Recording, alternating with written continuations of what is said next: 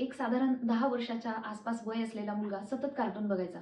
त्याच्या आईने अनेक प्रयत्न करून बघितले, पण त्याचं कार्टून बघणं काही संपत नव्हतं. त्यावर आईने एक युक्ती लढवली.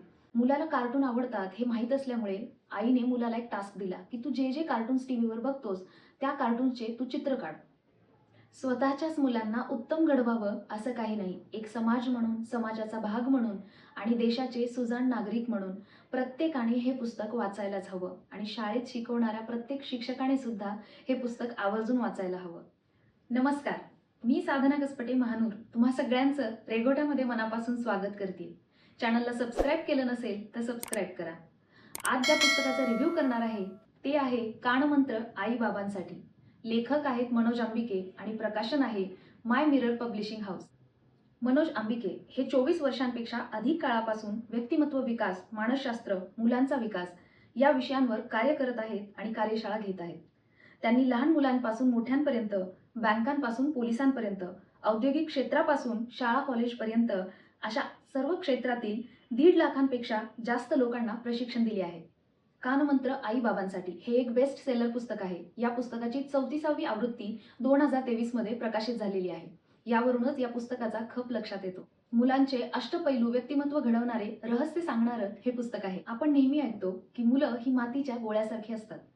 त्याच्यावर अतिशय बारकाईने आखीव रेखीव काम करून एक सुंदर मूर्ती घडवायची की नुसताच एक माठ घडवायचा हे पूर्णतः पालकांच्या हातात असतं. कुठल्याही मुलाचं व्यक्तिमत्व, त्याच्यातील गुण अवगुण, भविष्यात त्याला मिळणारे यश अपयश या सर्व गोष्टी या त्याला मिळणाऱ्या संस्कारांवरती अवलंबून असतात. त्यामुळे मुलाला योग्य रीतीने घडवण्यासाठी आधी पालकांनी जागृत व्हायला हवं. स्वतःमध्ये योग्य असे बदल करायला हवेत. मुलं नेहमीच आपल्या आईवडिलांचं अनुकरण करत असतात. त्यामुळे वागणं, बोलणं आणि आपल्या सवयी यांवर आईवडिलांनी नेहमीच लक्ष ठेवायला हवं आणि आपल्या मुलामध्ये आपल्याला जे बदल हवेत त्याप्रमाणे स्वतःतही ते बदल घडवायला हवेत. त्याचबरोबर घरातील सर्व नियम, कायदे आणि तत्व सर्वांसाठी एक समान असावीत. याबद्दल सांगत असताना त्यांनी खूप छान उदाहरण दिलेलं आहे. 17 वर्षाचा मुलगा जेव्हा पहिल्यांदा सिगरेट ओढतो तेव्हा त्याचे वडील त्याला खूप मारतात.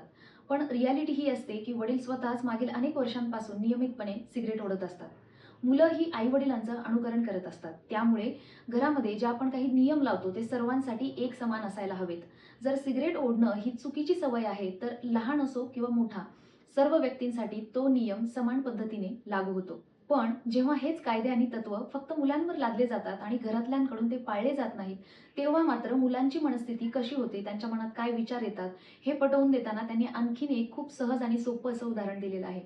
एक लहान मुलगा असतो, ज्याच्या हातून नकळत काचेचा ग्लास फुटतो. तेव्हा त्याचे वडील त्याला खूप रागवतात आणि मारतात, की "तुला वस्तू सांभाळता येत नाहीत, तू धांदरटच आहेस, तुला काही कळतच नाही" वगैरे, वगैरे. पण तोच ग्लास जेव्हा त्यांच्या स्वतःच्या हातून फुटतो, तेव्हा त्यांची रिएक्शन असते, की "अरे रे! हातातून निसटला." आणि तोच ग्लास जेव्हा घरी आलेल्या पाहुण्यांच्या मुलाच्या हातून तुटतो, तेव्हा मात्र "अरे लहान मूल आहे, वस्तू त्यांच्याकडून नाही फुटणार तर कोणाकडून फुटणार?" ही अशी रिएक्शन असते. आता प्रसंग एकच आहे, घटना एकच आहे, पण वेगळ्या 3 व्यक्ती आहेत आणि त्यावर सगळ्यांकडून मिळालेली प्रतिक्रिया वेगळी आहे. त्यामुळे ते मूल कन्फ्यूज होतं. त्याच्या मनामध्ये गोंधळ निर्माण होतो, की हीच गोष्ट माझ्याकडून घडते, तेव्हा मला मारलं जातं, हिणवलं जातं, मला आदर दिला जात नाही, मला समजून घेतलं जात नाही. त्यामुळे मूल चिडचिड करायला लागतं, एकलकोंडं होतं, त्याचा आत्मविश्वास कमी होतो आणि मग मुलाचं व्यक्तिमत्व नीट खुलत नाही. त्यामुळे घरातल्या प्रत्येक सदस्याने काही गोष्टी जाणीवपूर्वक लक्षात ठेवायला हव्यात. त्या गोष्टी कुठल्या आहेत याच्याबद्दल पुस्तकात अतिशय छानपणे, सविस्तरपणे माहिती देण्यात आलेली आहे.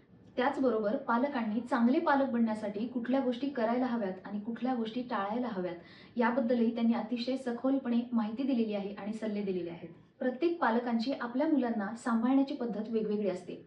बरेच पालक असे असतात जे स्वतः खूप यशस्वी झालेले असतात. त्यामुळे प्रत्येक गोष्ट ती मुलांना आयती आणून देतात. त्यामुळे एखादी गोष्ट मिळवण्यासाठी किती कष्ट करावे लागतात आणि ते कष्ट करत असताना त्या प्रवासातून आपल्याला काय शिकायला मिळतं, या गोष्टी त्यांना शिकायलाच मिळत नाहीत. त्यामुळे त्यांचं व्यक्तिमत्व तितकंसं खुलत नाही आणि आयुष्यात यशस्वी होण्यासाठी त्यांच्यामध्ये जे गुण विकसित व्हायला हवेत ते होत नाहीत. तर त्याच वेळी काही पालक असेही असतात, की आपल्या मुलांचं ते खूप कौतुक करतात. म्हणजे अगदी छोट्या-छोट्या गोष्टींचं कौतुक करत सुटतात. त्यामुळे मुलांमध्ये अहंकार निर्माण होतो. काही पालक प्रेमामध्ये आंधळे झालेले असतात. त्यांचं त्यांच्या मुलांवर इतकं प्रेम असतं, की त्यांच्या मोठ्या-मोठ्या आणि छोट्या चुकांवर ते पांघरून घालतात. त्यामुळे पुढे चालून ती मुलं विकृत प्रवृत्तीची बनतात. त्याचवेळी काही पालक हे सतत कन्फ्युजनमध्ये असतात, की आपल्या मुलांना कुठल्या शाळेत घालायचं, मराठी मीडियममध्ये घालायचं की इंग्लिश मीडियममध्ये घालायचं, इथपासून प्रत्येक डिसिजन घेताना ते गोंधळलेले असतात. काही पालक हे खूप जास्त अतिकाळजी करणारे असतात. म्हणजे उदाहरणार्थ मुलांना बाहेर रस्त्यावरील पदार्थ खाऊ दिले जात नाहीत. त्यांना असं वाटतं की त्यामध्ये खूप घाण आहे, ते मुलांना पचणार नाही. काही पालक हे सतत कुरकुर करणारे असतात. मुलांच्या छोट्या छोट्या गोष्टीवर ते सतत बडबड करणारे आणि रागवणारे असतात. त्यामुळे त्या पालकांमध्ये आणि मुलांमध्ये एक चांगला बॉन्ड, भावनिक बॉन्ड तयारच होत नाही. त्याचा परिणाम असा होतो की म्हातारपणात ही मुलं त्या आईवडिलांना जवळ करत नाहीत. काही पालक चकचकीत पालक असतात. मुलांना सोफ्यावर खेळू देत नाहीत कारण सोफा खराब होईल. मुलं भिंतीवर काहीतरी रंगवू लागतात तेव्हा त्यांना ओरडतात की भिंत खराब होईल. स्वतःच्या गाड्या, वस्तू किंवा घरातील फर्निचर हे ते सतत जपत असतात. त्यांना घर स्वच्छ हवं असतं, चकचकीत हवं असतं. पण त्या सर्व गोष्टी करत असताना मुलांच्या भावनांना ते कुठेतरी बांध घालतात. मुलांच्या भावना दुखावल्या जातात. बरेच पालक हे आपली स्वप्न मुलांवर लादणारी असतात. ज्या गोष्टी आपल्याला करणं शक्य झाल्या नाहीत, त्या गोष्टी मुलांकडून करून घ्यायचा ते प्रयत्न करतात. स्वतःची स्वप्न मुलांना पूर्ण करण्यासाठी फोर्स करतात. तर काही पालक हे तराजूप्रमाणे असतात. सतत आपल्या मुलाचं कंपॅरिझन इतर मुलांशी करतात. शेजाऱ्यांचा राजू बघ तुझ्यापेक्षा कसा हुशार आहे, शेजाऱ्यांची पिंकी बघ कशी तुझ्यापेक्षा जास्त मार्क्स घेते, असं बोलून मुलांचा आत्मविश्वास कमी करणारे हे पालक असतात. तर बरेच पालक हे सतत पैसा पैसा करणारे असतात. मुलांना ते सतत बोलून दाखवतात की तुझ्या शिक्षणावर आम्ही आजपर्यंत एवढा पैसा खर्च केला, ट्युशन्सवर एवढा खर्च केला, कपड्यांवर, राहण्यावर, खाण्यावर इतका खर्च केला, त्याच्या बदल्यात तू आमच्यासाठी ही गोष्ट केली पाहिजे.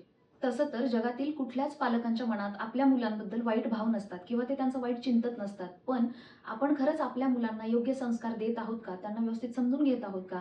पालक म्हणून आपण व्यवस्थितपणे आपली भूमिका पार पाडतोय का?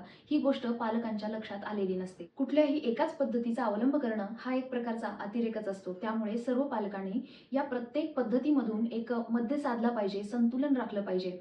अशा पद्धतीनंच ते आपल्या मुलांना योग्य रीतीने घडवू शकतात. आजकालची मुलं प्रचंड टीव्ही बघतात आणि आता त्यात स्मार्टफोनची भर पडलेली आहे. त्यामुळे सतत 3D गेम्स खेळणं आलंच.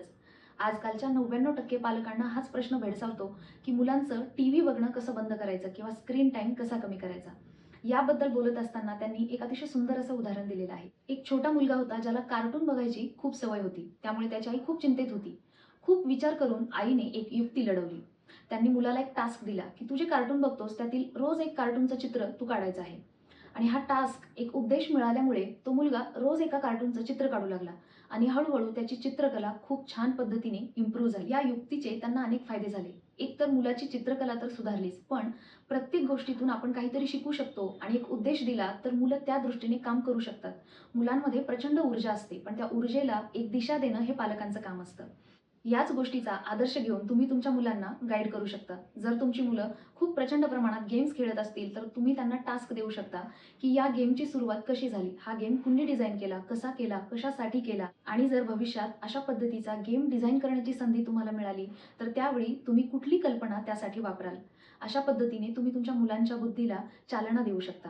याच सोबत मुलांचा हट्टीपणा कसा कमी करायचा, मुलांच्या मनातलं ओळखायचं कसं, मुलांनी अभ्यास का करावा, मुलांनी पालकांचे का ऐकावे, त्यांचा व्यक्तिमत्व विकास कसा घडवावा, मुलांमध्ये आवश्यक असणारे 21 गुण कोणते आहेत आणि पालकांनी योग्य पालक बनण्यासाठी नेमकं काय करायला हवं, यावर उपाय सांगणारं, योग्य मार्गदर्शन करणारं आणि अतिशय मोलाचा सल्ला देणारं हे पुस्तक आहे. पुस्तकाचं नाव जरी कानमंत्र आई-बाबांसाठी असं असलं तरी हे पुस्तक आई-बाबा, आजी-आजोबा, काका-काकी, मामा-मामी, आत्या, मावशी आणि ज्यांच्या आजूबाजूला लहान मुलं आहेत त्या सर्वांनी हे पुस्तक वाचायला हवं. अशाच छान छान पुस्तकांचे रिव्ह्यूज आणि असे छान छान व्हिडिओ पाहायचे असतील तर चॅनलला सबस्क्राईब करा.